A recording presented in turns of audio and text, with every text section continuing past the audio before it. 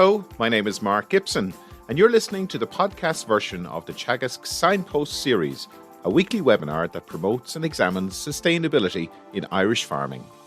So hello, and you're very welcome to this morning's Signpost webinar. We hope you're keeping safe and well wherever you're joining us from today. Today, we're going to be talking about sustainable energy options in agriculture. Recent figures from the Sustainable Energy Authority of Ireland show that although the country has committed to reducing its CO2 emissions by 4.8% per annum from 2021 to 2025, the related emissions instead were up by 5.4% in 2021. So there's plenty of opportunity for sectors such as the agricultural sector to respond to this demand for renewable energy. And we're delighted to be joined by our resident expert in renewables, Barry Caslin, who's Energy and Rural Development Specialist with Teagasc. Good morning, Barry. You're very welcome. Morning, Mark. Good to be here. How are you? Very good. Thanks, Barry. And also good morning to Kevin O'Sullivan, who's ASAP advisor based in the Killarney office. Good morning, Kevin. You're going to help us with questions later on. Morning, Mark. Yeah. Great. So, Barry, you're joining us from Brussels this morning. You're attending a meeting in relation to all of this renewable energies sector and the opportunities that are there for agriculture. Could you tell us a little bit more about the work that you're doing in this space? Yeah, I suppose I'm here from Brussels this morning. We have a final meeting of the consortium of a European project called Agro-Fossil Free. So that has been a 3-year project. It's finishing in September of this year. So that I'd be involved in a couple of European projects like that will be funded through the likes of Horizon 2020. I'd also be involved in, I suppose, developing support material for advisors on the whole area of renewable energy. A lot of interest, for example, at the moment in solar PV and solar in general. So whether it's large scale or small scale micro generation of solar energy on farms. And of course, there's a big interest in the area of biomethane, that's biogas or anaerobic digestion.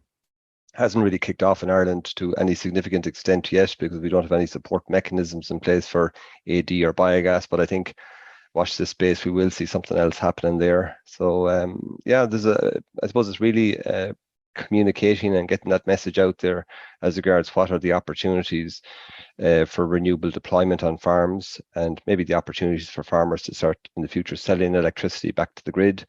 And not just a small scale, but we will see larger scale options emerging even towards the end of this year for selling electricity back to the grid. And of course, there's a large interest in the area of biomass that will be, pulpwood from forestry, maybe the likes of energy crops, maybe utilizing the likes of straw for combustion for energy systems as well. So it's looking at all that biomass that could be used for maybe heat generation and to meet our future targets that we have. Very good. Thanks, Barry. And look, there's obviously the government are putting a lot of resources into this as well. We can see through the various schemes. So I'm sure you're going to touch on that during your presentation. So, and we'll take some questions afterwards, and we will talk to you in a little while. Okay, good morning, everyone, and great to be here. And so I'm just really going to kind of touch on the various areas where energy is used within agriculture and maybe look at opportunities that are there at the moment for renewable deployment, maybe energy efficiency options on the farm as well. So just start off by looking at maybe the likes of the industry such as dairying, and there's different different benchmarks for energy use within the dairy sector. And it could be anywhere from 1,550 kilowatt hours per cow down to 1,210 kilowatt hours per cow in best practice examples. You can see there the majority of that energy on dairy farms will be field operations, tractors, that'll be marked gas oil, so green diesel. And then of course the energy that kicks in there for milk cooling will be the largest on, as part of the dairy aspect of it. The milking aspect of it would be the milk cooling, 133 kilowatt hours per cow per year, down to best practice examples down to 65 kilowatt hours per cow. So that's where the electricity is being used.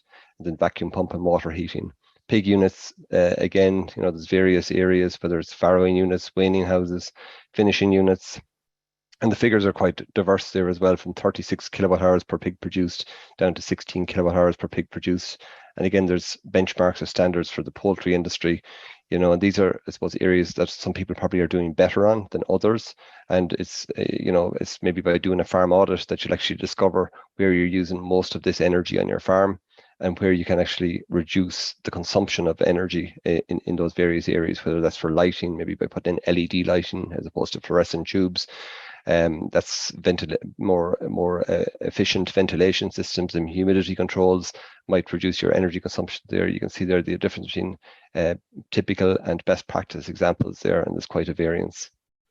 I just wanted to make people aware that it is possible to get a voucher from SCAI for a non-farm energy audit. And these audits, they identify that the energy usage for the different types of equipment on the farm, you do have to have an annual spend of over €10,000 on energy to qualify for this audit. But this €2,000 voucher would go most of the way, if not all the way, of covering the cost of an audit on your farm. So that's available from SCAI. And it covers stuff like milk cooling, hot water pipes, monitoring systems, humidity controls, pumps, lighting, heat recovery. So identifying where the energy is being used and where you can become more efficient. And I always say as well that the number one fuel in every farm should be energy efficiency, because there's no point in pumping heat into a poultry unit or a pig unit where you're losing that heat out through leaky doors, walls that could be better insulated. So the first fuel is always get your efficiency right. And that would be the same in our own domestic dwelling houses as well. There's no point in pumping heat, whether that's renewable heat or fossil fuel heat. There's no point in pumping that into a house that's leaky. First of all, we have to seal those doors, seal those windows, and improve the efficiency of those houses and minimize the kilowatt hours of heat that's been generated either from renewables or from fossil fuels. In terms of, I suppose, microgeneration and solar PV, and this terminology, microgeneration, and some of you may have heard about it in recent times, it's systems that are generating electricity that are less than 50 kilowatt in output. So 2023 was a significant year for solar PV. We had the elimination of planning requirements in October of 2022. We've had a new simplified grid connection policy. That's the NC6, the NC7 application forms. We have the revision to the VAT regulations, where VAT has been removed from solar PV projects. There's a 6% grant towards TAMS, that's on the farm and the farmhouse. And we'll be covering this after a while. And the paybacks here are anywhere between 2 and 4 years for TAMS-related solar PV projects. So we have the options now for selling the electricity back to the grid as well, which has been a game changer for all of this. So I think a lot of the barriers have been removed towards microgeneration and solar PV, and that's why there's a significant interest in this whole area. I also wanted to bring your attention to this area of small-scale generation. So it's our small-scale generation electricity scheme that will be operational, I think, by the end of this year. So I suppose just watch this space. Really, is the government is in the process of developing this type of support mechanism, because most people will be familiar with the microgeneration, may have heard about it at this stage. That's small scale, less than 50 kilowatt. But there has been nothing, and there's also the RES scheme, which is the larger projects that are over 500 kilowatts.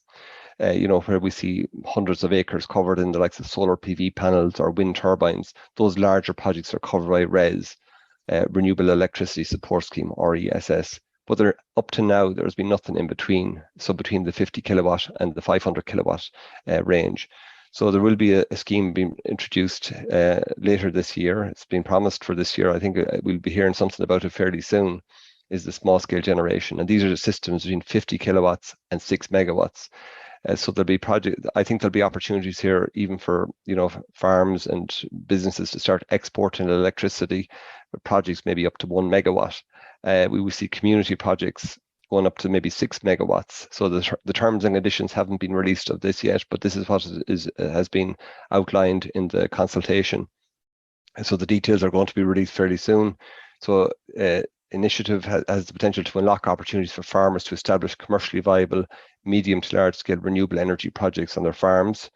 It's going to run for 8 years up to 2030, allowing projects to secure funding during that time.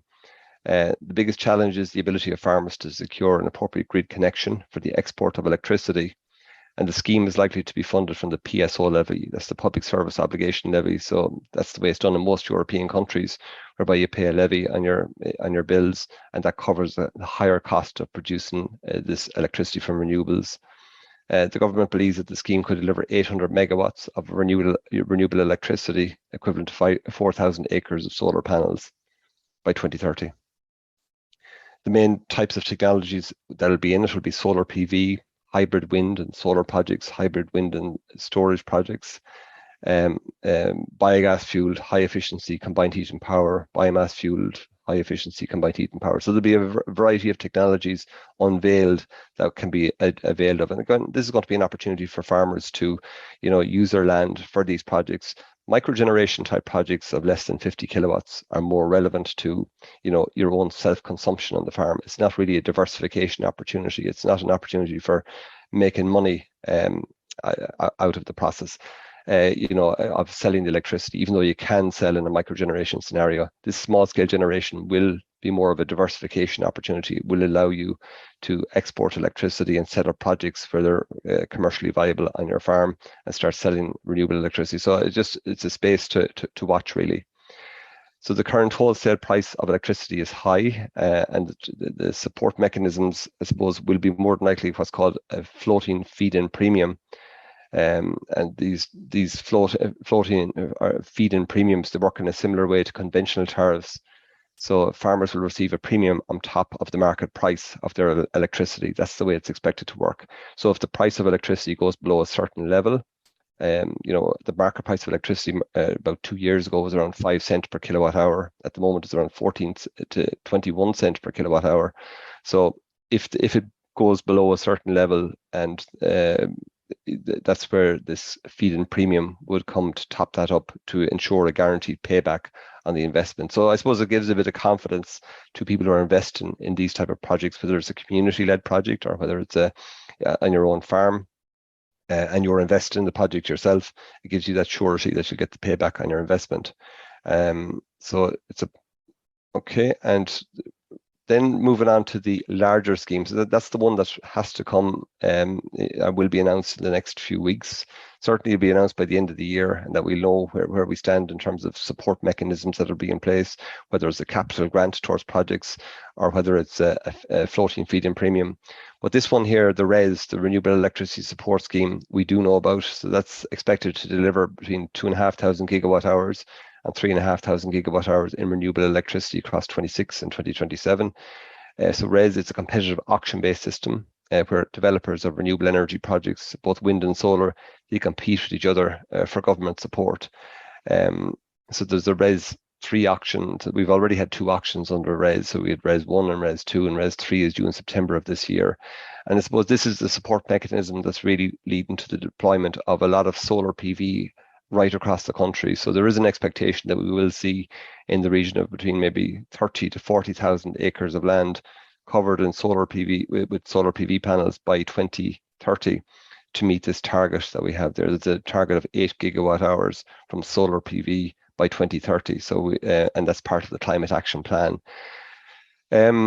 So this is done in a series of auctions. And up to now, communities have been involved in this, and it's not really for the faint-hearted for communities to be involved in these auction-based systems, because they are quite complicated, and it's looking as if communities will be moved out of this process and into the small-scale generation process, and that's where projects up to 6 megawatts will be funded through the small-scale generation scheme.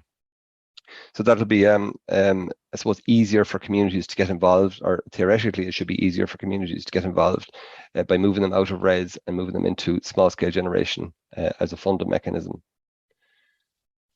Okay, there's also funding there for communities. So despite the removal of community category from RES 3, there's an obligatory community benefit fund that remains in place. So any of those big RES projects, they have to set aside a certain amount of money within their projects for a community benefit fund. So that provides money for communities in close proximity to RES funded projects for the duration of the support scheme. And the support scheme is always there for 15 years from the time that it's given the approval. There's also community projects there under SEI, Sustainable Energy Communities Programme. So that's something that I know that you highlighted on Signpost in the past. There's a great example of an SEC. In Ireland at the moment, there's probably around over 600 different sustainable energy communities that are listed with SEI at the moment. There's a couple of those are farm ones. There's a great example in Dingle, and I know you highlighted this one in the past, where they developed a master plan in that region, looked at what type of efficiencies are being achieved in the various and on a number of farms where they carried out audits on those farms. and they found where the main energy was being used and where savings could be made. And they've also, they're working together as a community as well in terms of buying solar panels and, better buying power in terms of working as a group as opposed to working as individuals. At the moment, we have no support for the area of anaerobic digestion or biogas in Ireland. So there is an expectation that we will see a renewable heat obligation or an RHO that'll be put in place to incentivize the use of renewable fuel. That's set to begin in 2024. A technical consultation was due to be undertaken in March of this year. It hasn't really happened yet. We have a support scheme for renewable heat that was launched in July of 2019. And this was, that's for biomass type boilers for pig units or poultry units, or hotels or hospitals.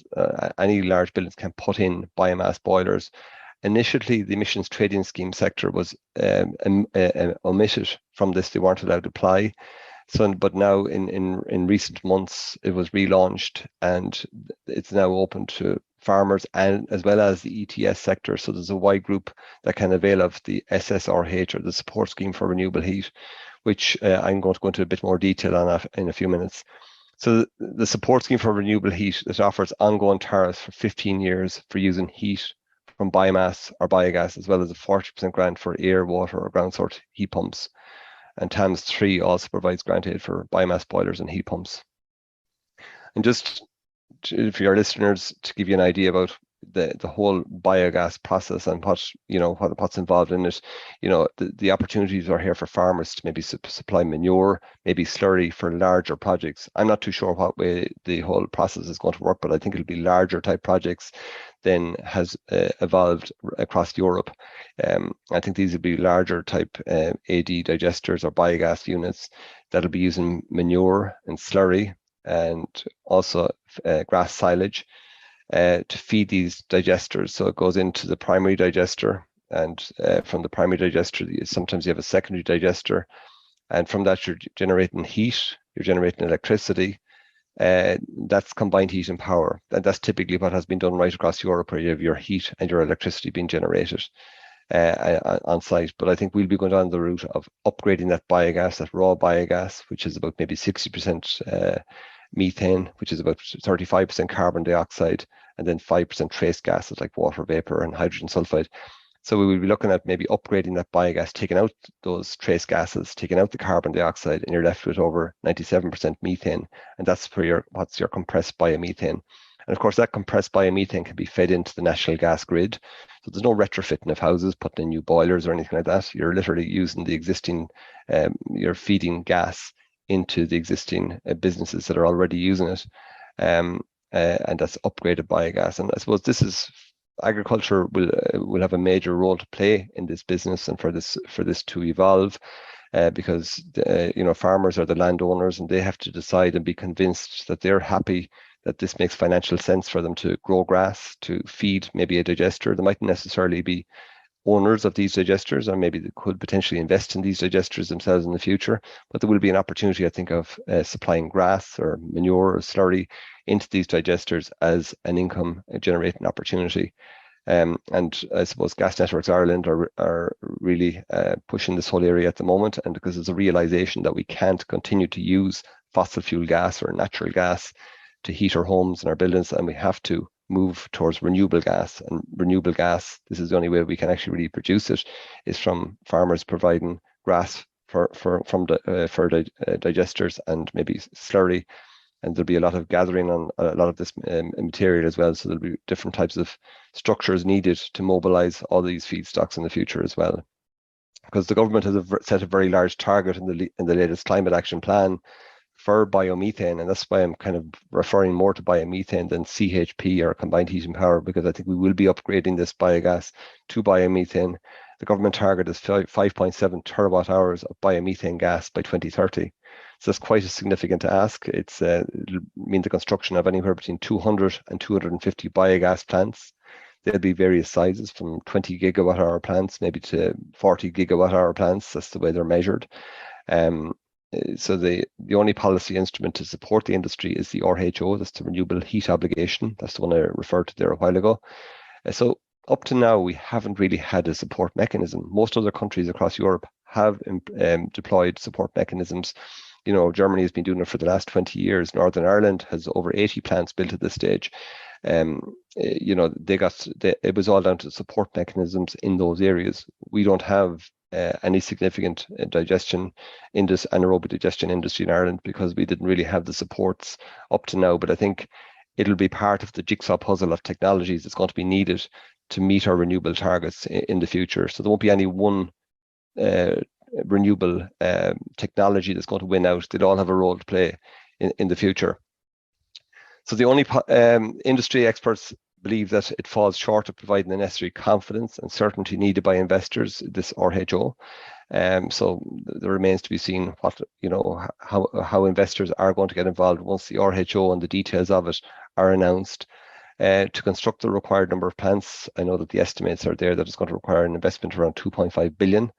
And we do have an interim target of by 2025 of 1 terawatt hour. Unfortunately, I think that the lead-in time for these digesters is quite long. By the time you get planning and grid connections and gas purchase agreements, all of this in place, there is a lead-in time, and we still don't have a support mechanism in place to drive this industry forward. So, unfortunately, I think this interim target of 1 terawatt hour by 2025 could be difficult to achieve at this stage. And obviously, if we're slow at meeting our interim target, our target of 5.7 terawatt hours will be equally hard to achieve as well. So there is a kind of a burning platform here. So the government is also launching a biomethane strategy, and that's due to be released in the third quarter of this year. So there's various government departments and involved in that process. The biomass industry, it continues to be a significant contributor to the renewable energy sector. Now, don't forget, grass is a form of biomass as well. But I'm talking about biomass here in the likes of the wood industry, the pulpwood from forestry. It'll have a major role to play in our transition to clean energy sources as well as energy crops. The support scheme for renewable heat. I mentioned this earlier on as being a support mechanism that's there since June of 2019. This really, I suppose, when it was introduced, we entered into the COVID era, and fossil fuel prices, as you might all remember, dropped significantly. So there wasn't really that much interest in hotels or hospitals investing in the SSRH or renewable technologies. They had other issues about filling room space in hotels, etc. at that time. But now, I suppose, when fossil fuel prices have increased, there's a realization here that they can insulate themselves by availing of this scheme. So as you can see here, there's different tiers, tier 1 to 6. So the more you burn, the less you get paid. And I suppose it's a bit different to the scheme that was introduced in Northern Ireland, where the more you burn, the more you got paid. So here, as you burn more, you get less payment per kilowatt hour or per megawatt hour. As you can see here, the first 300 megawatt hours are paid at €56.60 per megawatt hour, and converting kilowatt hours to megawatt hours. And you can see here between 300 and 1,000, or the next 700 megawatt hours are paid at €30.20 per megawatt hour. So there's the more you burn. I think it's a well-designed scheme, and there is a pretty good uptake, certainly in the poultry sector and the pig sector, who are putting in these boilers. There have been some hiccups along the way, but I think generally the scheme is working well now at this stage. And that's just an example of a payback. If you had a poultry unit, put in a 400 kilowatt boiler, these are only assumptions, by the way. If the cost of the boiler was 260,000 and it was running for 1,700 megawatt hours per year, or 1.7 million kilowatt hours, so the oil is displacing is 160,500 litres. If you put a value on that oil at 66 cents per litre, that's the cost of that oil would be almost 106,000 euro. The wood chip is costing per annum, if we assume it's costing 58,000. That's a saving of 47,930 already by moving from oil to wood chip. So then if you add the SSRH extra income, that's the first 300 megawatt hours here, because it's 1,700 megawatt hours. The first 300 megawatt hours at €56.60. Note these payments are available for 15 years. So 16,980, and then you get tier 2 at 21,140, and you get tier 3 at €5 per megawatt hour, which is again 700 megawatt hours. So you add that together with this saving here, you're getting a total saving of 89,550. So it gives a payback in just under 3 years. So again, this is really just for calculation purposes, and that you can see how the SSRH works. As the price of fossil fuels increase, you get a shorter payback. But as the price of fossil fuels come down, you get but I suppose the expectation is that we will see this price going up and up with carbon taxes, etc., and to move to decarbonisation. I generally put up this slide as well to give people an idea about, what are the CO2 emissions savings within, if by putting in PV panels or by putting in biomass boiler. So grid electricity, if you go onto the SEAI website, the Sustainable Energy Authority of Ireland website, and you just Google their SEAI emission factors, you'll see all these emission factors for grid electricity, coal combustion, kerosene, and they're kilograms per kilowatt hour is generally the way that they're measured. So grid electricity would be 0.346 kilograms of CO2 per kilowatt hour. And that figure has been coming down over the last number of years. I remember about maybe 10 years ago, that figure was over 0.6 kilograms of CO2 per kilowatt hour. But because we have so much more wind, we have over 40% of our electricity is coming from wind now at the moment. That figure has come down to 0.346 and will come down more because we have a target of 80% of our electricity coming from wind, from renewables by 2030. So that will come down more as we charge our cars and heat our houses using grid electricity. That'll mean that operation will have a lower carbon footprint as a result. So just to give you an idea, if a 5 kilowatt PV system generating 4,200 kilowatt hours or units of electricity per year, that would avoid 1.45 tons of CO2 per year. So, or if you're using kerosene oil, and if you say your tank at your house, if you're using 1,000 liters of kerosene, that each liter of kerosene is about 10.5 kilowatt hours per liter. So there'd be 10,500 kilowatt hours in 1,000 liters of oil, and you multiply that 10,500 by the emission factor here of 0.257. That would mean by combusting that in your tank in your house, you're emitting or releasing almost 2.7 tons of CO2 per year. So that's just kind of putting it in context that if you're making a saving in terms of emission reduction, on your farm, but how the deployment of renewable technologies such as solar PV or a biomass boiler can do that. Just note as well that you are releasing CO2 in the process as you combust biomass, but because it's originated from plant matter as opposed to being a fossil fuel that's been in the ground for millions of years, that's why it's deemed to be a carbon neutral fuel. So it's from accounting perspective. I also want to make you aware of the solar capital investment scheme. So every eligible farmer can avail of the 60% grant of solar PV systems. So that includes inverters, controllers, cabling, the isolation switches that's associated with solar PV. It falls under what's called a standalone investment ceiling of €90,000. So it doesn't affect, alternative measures under TAM. So in the past, for example, the solar grant used to be 40%, but if you got a solar grant, it would affect you getting maybe grants for slatted tanks or other buildings on your farm. But this now, the solar capital investment scheme is a separate silo of money. So if you invest in this and you get your 60% grant, it doesn't affect you drawing down money for doing tanks over the rural development program period, which will be for another 5 years or so. Solar panels costs vary depending on the type, the quality, and the size of the system. If your solar quota is over the reference costs, you have to pay the difference, which is not eligible for grant aid. So there's reference costs that are there by the department, and you have to, if you go above those, you don't get paid the difference. If you go below those, you get paid for whatever the cost of those panels has been. So the first tranche hasn't closed yet. It was to close on the 16th of June. So these solar PV investment, the solar capital investment scheme will be done in various tranches. The first tranche was due to be the 16th of June, but it's now been extended out to the 30th. Excuse me, the 30th of June. So we will see various tranches of this, and there'll be lead-in times in order to get projects approved. And you do need to get your approval from the Department of Agriculture before you commence any work. And these are the reference costs. So the department have put in these indicative costs of €1,441 per kilowatt installed. So if you put in a 20 kilowatt, if you put in a 10 kilowatt system, it's 10 by 1,441, and you add on this installation figure of 1,849. So if you take a 10 kilowatt peak in output, that would work out as 10 by 1441 plus this 1849, and you get 60% of this figure. So the maximum amount that you could get in terms of grant is 9,917 towards this project. So it's quite a good and generous grant, and I suppose it is going to help us in meeting our targets of the 8 gigawatts of solar PV on roofs, and also and also on larger projects by 2030. So I think this kind of initiative is really necessary, and creating this burning platform that people realize that this is a good offer and it is something that should be availed of.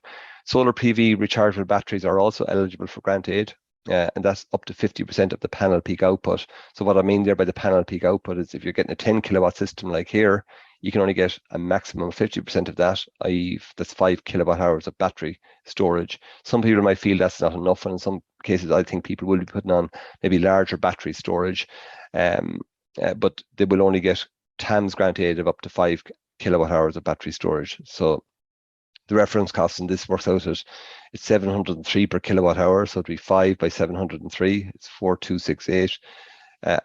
And you also add the 753 of an installation cost. So the 6% grant would give you €2,560.80 in this situation for a 5 kilowatt hour battery, and the difference then you pay yourself. So all electricity generated from grant aided panels must be used solely for agricultural purposes, and this includes powering the farmhouse.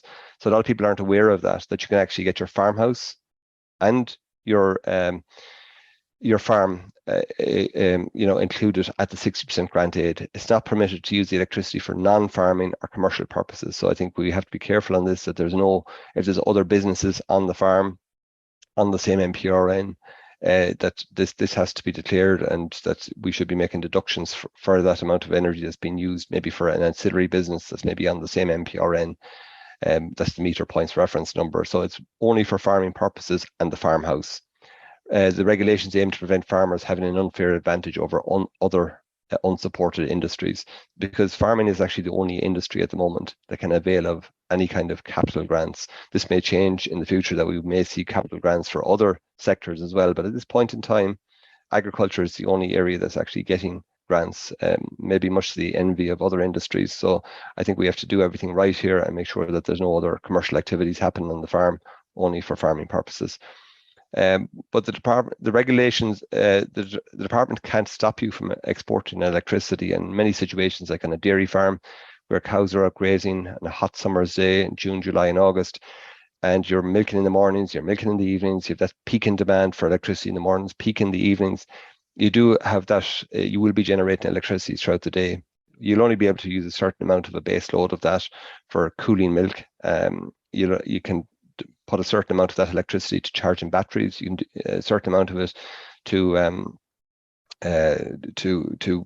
as a diverter to your hot water, to heat your hot water, to do a hot wash in the evening, for example.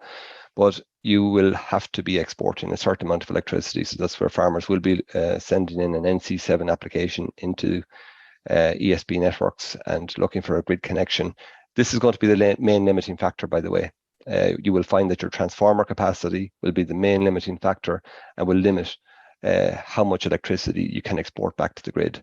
There are going to be, to claim the grant, the size of the solar PV system will be determined based on the farm's electricity usage rather than a fixed grant amount. So essentially what the Department of Agriculture will do is look for your bills for the previous 12 months, and a solar survey will be done on your farm by the company who's installing the technology, and they'll look at the bills and determine from that how much electricity you've used in the previous 12 months. And from that, it'll be possible to deduce, that you're not oversizing the panels.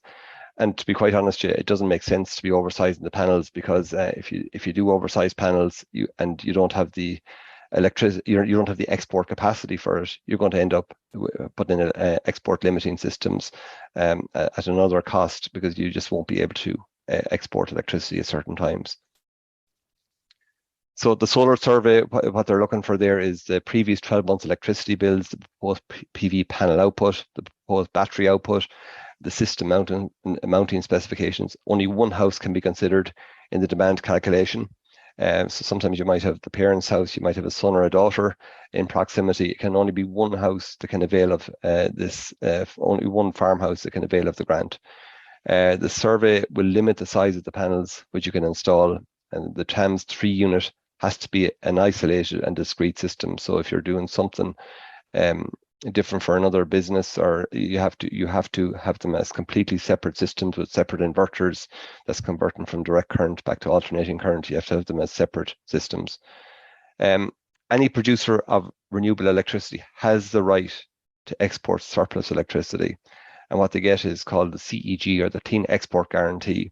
And this was transposed into law by Minister Ryan back in 2018. And this is really a deal between the producer and the supplier of the electricity. So it's based on the market rate, current market rate, and the current market rate is between 14 to 24 cent per kilowatt hour or per unit of electricity. If I was speaking to you 2 years ago or before the invasion of Ukraine, certainly the price was down at around 5 cent per kilowatt hour. But market prices of electricity are quite high at the moment. There is an expectation that this price will come back, hopefully to around 5 cents per kilowatt hour again, because we do want to see the market rate of electricity reducing, because we will be using a lot more electricity in the future in heating our homes, whether that's using a heat pump that requires a compressor, for example, or whether it's charging our electric cars in the future. We will need more electricity. So we do want to see these market rates coming back down. But at the moment, if you're selling electricity to the grid, there is a fairly decent price for that exported electricity. Note you are doing a deal with that company, or if you're buying it from SSE, or if you're buying it from Borgosh or Electric Ireland or Pinergy, whoever you're buying your electricity off, you'll be selling electricity back to them as well. So it'll be going both ways. So you do have to be careful that the price of the electricity that you're paying them at peak times, that you're still getting a good deal. And I think we will get smarter in terms of how we use our energy in the future as well, as we start using more solar. We'll be turning on washing machines and certain equipment on the farm at certain times of the day that will be coinciding with the peak electricity generation, because if you're buying in electricity at 35 cents per kilowatt hour, you can offset that by putting on equipment at a particular time of the day when you're generating that electricity, and coinciding with that, it makes a lot more sense. So you can also use, the planning has been removed, the planning requirement has been removed for those roof-mounted systems. But there is, there are certain solar safeguard zones. There'd be areas close to airports or hospitals, where landing areas where there may be potential glare issues. So there are limits there, but it's limits of up to 300 square meters. So I don't think it's that limiting around those solar safeguarding zones either. But there are limits for ground-mounted systems. So ground-mounted systems are eligible, but the area of the panels cannot exceed 75 square meters. But depending on, the watt hours or the kilowatt hours, the watts per panel, that will determine, how big you can get with those systems. But I've seen systems where you can go up to 17 kilowatts of PV for ground-mounted systems. So it'll all depend on the technology provider. So the height of these freestanding arrays, that they shouldn't exceed 2.4 meters, or 2.5 meters in height either. So there's ground-mounted may be an option in certain situations. In terms of grid connection, you have to notify the ESB of your intention to install panels, and if you want to export back to the grid. So that means you have to apply to the new type of grid connection, and that's an NC7 form for mini generation, or an NC6 form for micro generation process. We did a good webinar on this a couple of weeks ago with ESB Networks. If any of you want to see the grid connection process and how that works, there's details on that. You can just, I'm sure if you Google the Teagasc connecting to the grid, you'll find that webinar with ESB Networks. So yeah, this is just the grid connection process. So you can see here for micro generation and mini generation is two types of terminologies. So up to 6 kilowatts for single phase. If you stay at micro generation level, like your domestic dwelling house will certainly be at micro generation level, 6 kilowatts for single phase, and that's actually reducing to just over 5 kilowatts for single phase. That's going back through the inverter. So you could have a slightly larger system, but that's what's going back through the inverter. And again, it's up to 11 kilowatts for 3-phase electrical consumers.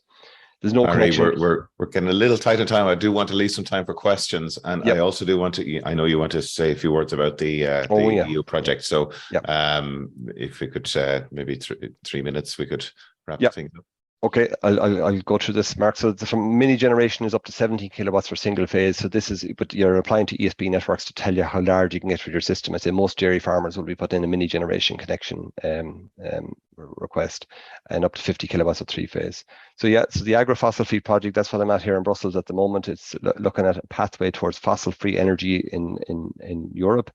And the project is trying to close the gap between novel fossil energy free technology solutions and the development and the adoption of the use of available tools in everyday EU agricultural practices. Is trying to promote the effective exchange of novel ideas and information between research, industry, advisory, and the farming community. And it's teeing into key high-level European policy measures as well. This is about, I think we've developed around 20 policy recommendations at this stage. You can one thing I would say, Mark, as well, is that if people want to register on the agro-fossil free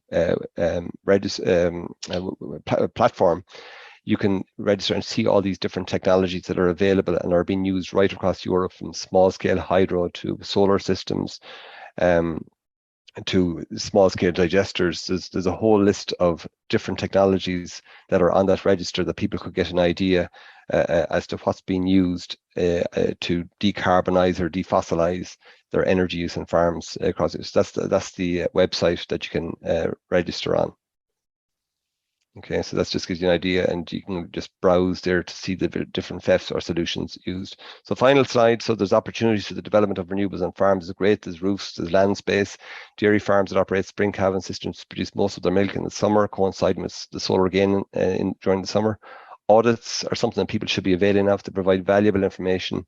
Electricity prices have continuously fluctuated in recent years and will increase. Electricity prices in the coming years is likely. So Ireland will see an increased shift towards farm use and the supply of renewable energy. So I'll leave it at that, Mark, and we'll go to the questions. Thanks.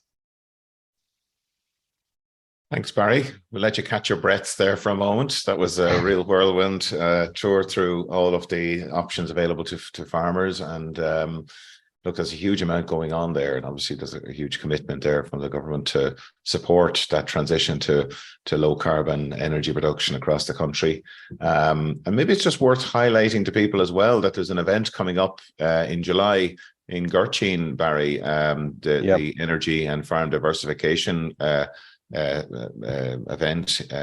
That's a good opportunity for people to get to see some of the technologies and meet some of the different bodies that are involved in this space. Yeah, that'll be a fairly big event. It's in the past, Mark, it was referred to as the Energy and Agriculture Show, but we've broadened it to Energy and Farm Diversification Show this year to look at opportunities for farmers to diversify into different areas such as food and agri-tourism and other rural development areas as well. So there'll be a big emphasis from the LEO and involvement in Tipperary LEO, supported by the Department of Agriculture and Food here, and also by AXA Insurance. So I think it'll be a fairly large event on the 20th of July in Gurchin College. So if anyone wants to see more information about it, just you can Google the Energy and Farm Diversification Show 2023. Yeah, there's a website there for people to register. It's free to attend, I presume. It's just you do need to register. It's the best advice to register. Yeah, and there'll be a lot of exhibitors at it as well. You know, the providers of these different types of technologies, whether it's solar PV and all those different areas. So just, I think, Google Energy. We'll put the link into the chat here. I've also included a link for the platform that you mentioned there to do with the agro-fossil free project, which looks like a really interesting project. Barry, you covered an awful lot there in a very short space of time, and people can look back at the presentation afterwards. There was an issue, there has been an issue, a lot of discussion around the use of prime agricultural land for solar farms. I see a couple of questions coming in there around whether farmers can claim single payment on this land. But just as a more general point, I mean, is there any concern there that we could be impacting on the food security? I know there was a scheme there last year to support farmers to sow more tillage land. Are there any concerns around that, or what's the position there in relation to erecting these panels on better land, we'll call it? Yeah, I suppose the concern has been expressed, but not just for around panels, but also on the area of AD and the use of land for growing grass to supply anaerobic digesters. And the reality is that we're suboptimal in terms of our output of grass per hectare, especially in our beef areas. We have over 80,000 beef and sheep farmers who are on average using around growing around 6 ton of dry matter per hectare per year, whereas the optimal will be up around 10 to 12 tons of dry matter per hectare per year. So I suppose in a lot of beef systems and sheep systems, the output wouldn't be as high as it could be if land was limed and if the right nutrient was going back onto the land. Certainly, from a sustainability perspective, you wouldn't be putting on chemical nitrogen on land that would be producing grass for anaerobic digestion, because that would affect the sustainability figures. And there are strict sustainability criteria at European level as regards how much what kind of reduction in greenhouse gases is required compared to the fossil fuel alternative in order for it to qualify and meet the requirements of the Renewable Energy Directive. So just to be aware of that, there is strict sustainability criteria. If this is to meet our targets going forward, it won't be accepted if we're not meeting that. In terms of solar panels as well, sheep can graze around it. It is possible to carry out that type of agricultural activity. Potentially, depending on how the panels are spaced out, you could cut grass between it, but sheep grazing would be the main activity that could be carried out. You can get your BPS, or your BIS as it's referred to these days, on that area, so long as no more than 70% of the area is covered by the panels. But the reality is that no more than 30% of the area will be covered by the panels. So what I'm finding in most situations is that if you had 10 hectares, for example, being covered by solar PV panels, you'd probably use maybe 30% of that, or 3 entitlements, and you would still have 70% of your land available, which means you'd still have 7 entitlements available. Okay. That clarifies that, and thanks for that, Barry. I'm conscious we have a lot of questions coming in from our audience this morning. So, Kevin, I can see you're busy clustering some of those questions. We have about 10 minutes. So, Barry, if we could try and maybe be fairly succinct with the responses, we'll try and get through as many as possible, because we do have a huge level of interest in this topic this morning. Very good. Thanks, Mark. Barry, there's a couple of questions just in connection to selling back to the grid. It wasn't allowed from solar grant aided systems under TAMS 2. Is it likely they will be allowed under TAMS 3? Yeah, it is allowed. I suppose, as the department will say themselves, they can't stop you. The Department of Agriculture will say they can't stop you selling electricity back to the grid, but they don't want systems to be oversized, and systems should not be oversized, because you will be limited by your maximum export capacity, depending on your transformer capacity in your local rural area. 90% of rural areas are on what's called 15 kVA transformers, or kilovolt amp transformers, which means that you will have limited capacity to export electricity back to the grid in those areas, unless you go to the high cost of upgrading that transformer capacity, or putting in 3-phase supply yourself, which I don't think anyone is going to do. So it's the transformer capacity is the main limiting factor. Okay. And there's a similar question about the floating feed-in premium. I suppose the same applies in that case. Yep, the floating, well, we don't know enough about that, so I suppose we're in kind of in a grey area as regards speaking about the floating premium. That's going to be related to the new scheme that's due to be announced later, at the small scale generation electricity generation scheme, and that'll be announced, I think, in the coming weeks, and we'll have an idea whether it's a capital grant. And these will be projects between 50 kilowatts and maybe up to 6 megawatts for community type projects.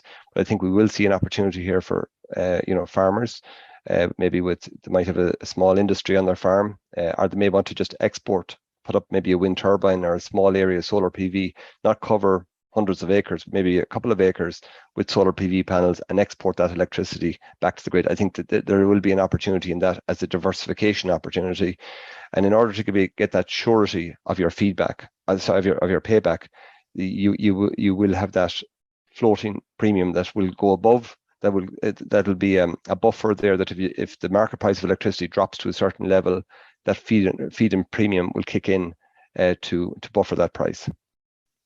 Very good. And in connection with the single farm payment and claiming under the single farm payment, where does that stand with solar panels? Is a question coming up a few times. Yeah, I just mentioned that there to Mark there a while ago. So you can claim your BIS or your BPS on land that has solar panels.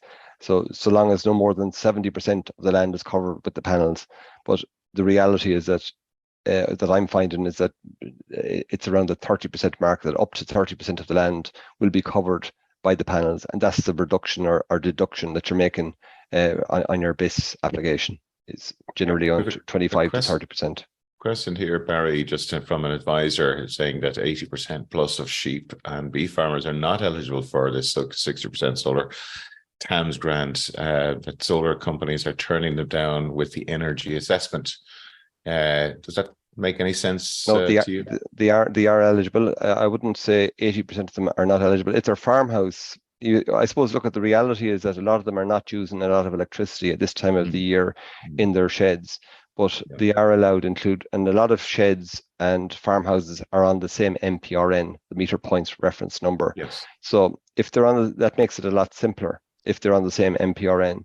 If they're not on the same MPRN, they still can put in the farm yard and the farmhouse. And the figure the department is, if it's within 500 meters, if they're within 500 meters from one another, the farmhouse would have to be supplying some type of electricity on the field at the back of that farmhouse. It would maybe supplying an electric fence, but that is providing for the farm. Yes. Yeah. Okay. Very good.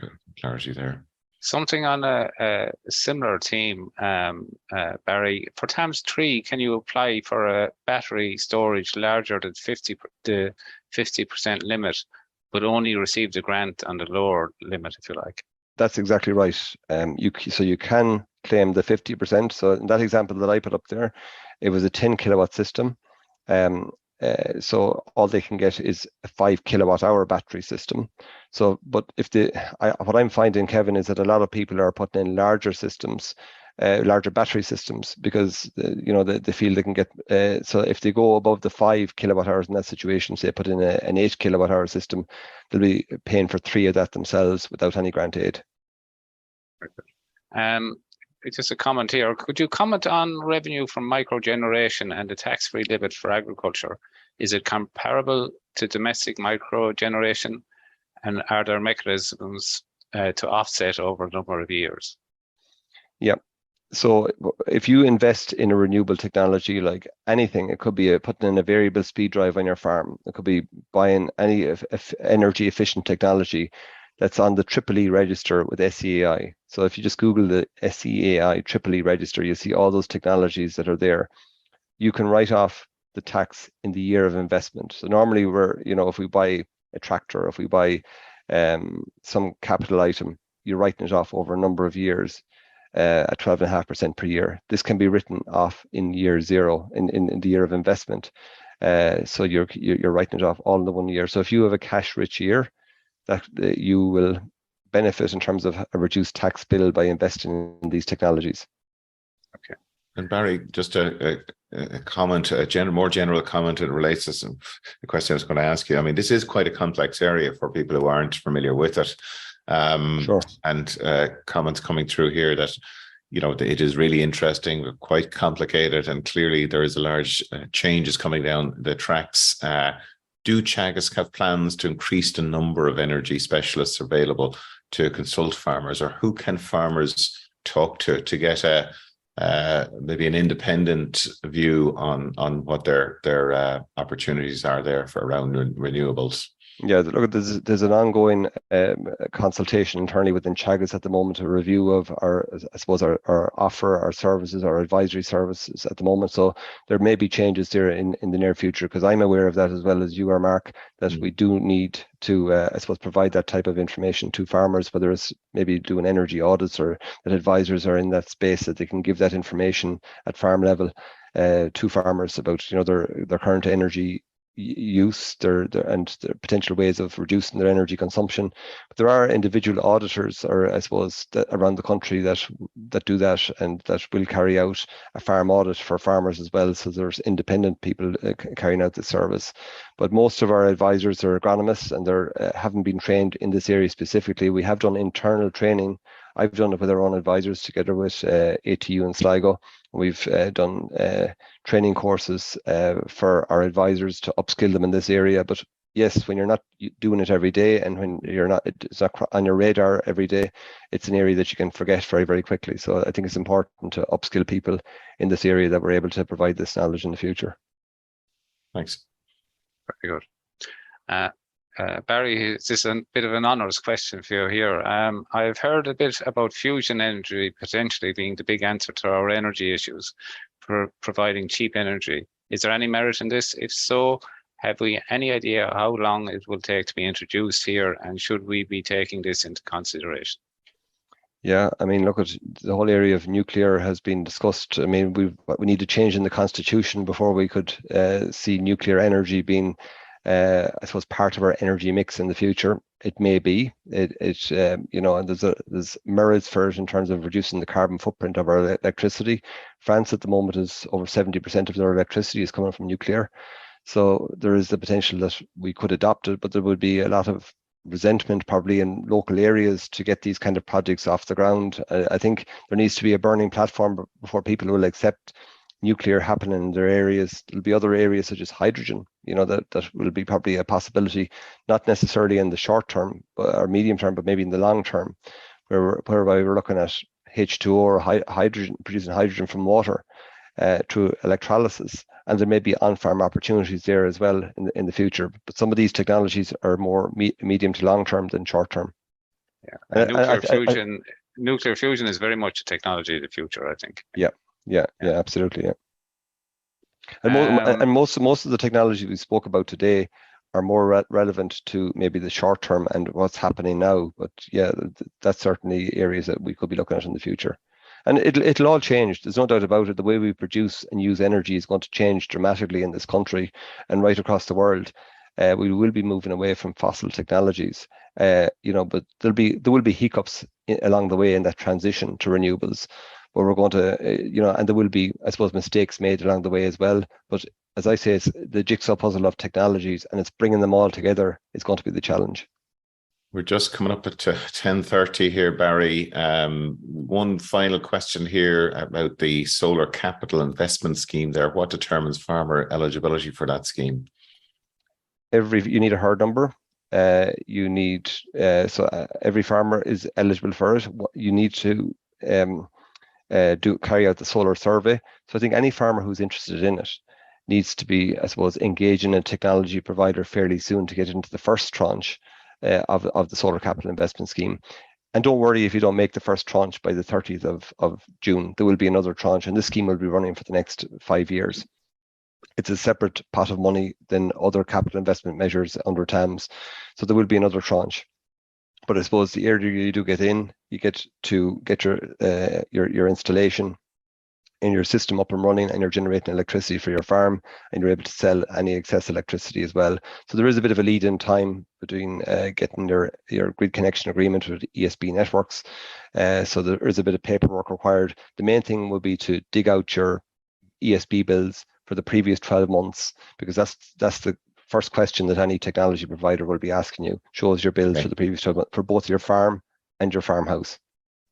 Barry, thank you so much for your time today. And I know you've had to step out of that meeting in Brussels, but we know it really is an important topic for everybody. And maybe to also make people aware that I know the Department of Agriculture have done some webinars and communications around the schemes as well, for people to go onto the Department of Agriculture website if they want further information. But I think there's definitely, we might be getting you back again, Barry, based on the number of questions that have come through this morning. No problem. Kevin, thanks so much for helping with questions. And a reminder, yes, that event, The Energy and Farm Diversification Show takes place on the 20th of July in Gurteen College, County Tipperary. So you can find out information just on the website. Next week, we'll be joined by Dr. George Ramsbottom, who is the newly appointed head of the Signpost Advisory Programme. And George is going to be talking about the plans within that new programme, free service to farmers, supporting them to transition to low carbon production systems. So until next week, enjoy the fine weather while it lasts, and we will talk to you next Friday at 9:30. You've been listening to the podcast version of the Teagasc Signpost Series, the weekly webinar that promotes and examines sustainability in Irish farming. Don't forget to join us live every Friday morning for our latest webinar. For more, visit teagasc.ie. And you can also rate, review, and subscribe to the Signpost Series on Apple Podcasts, Spotify, or wherever you get your podcasts from. I'm Mark Gibson, and thanks for listening.